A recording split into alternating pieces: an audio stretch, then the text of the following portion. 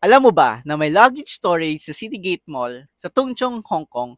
Perfect ito para sa mga travelers na gustong magliwaliw ng walang daladalang mga baggage. Or sa case namin na fresh from airport kami nung pumunta kami sa Ngongping Village and dito namin nilagay yung mga bag namin. And sasagutin ko na nga ang madalas na katanungan kung ano ba ang pinakamagandang piliin, kung small or large or kung kasya ba yung mga baggage nyo dito. Ito na.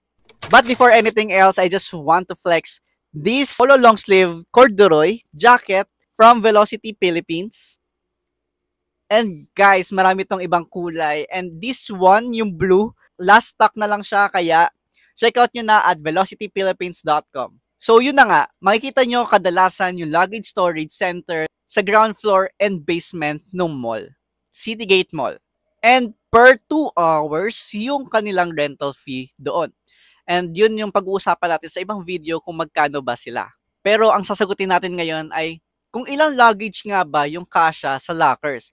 So meron silang dalawang sizes, yung small lockers ay 40 compartments yung available doon. And meron silang 340 width, 800mm depth, and 440 heights, which is sakto para sa mga small bags and personal items. Meron din naman silang large lockers which has 20 compartments, 20 available doon na.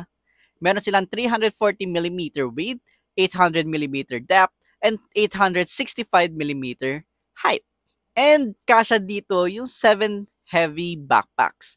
Ito ay ideal naman kung marami kang dala at gusto mong mag-explore ng hassle-free. And usually yung may mga degulong na maleta, dun nyo siya sa large lilalagay talaga. Bale, sukatin nyo na nga lang dyan bago kayo pumunta kung kasya ba talaga. So, yun yung mga sizes. And makikita nyo sa picture, guys.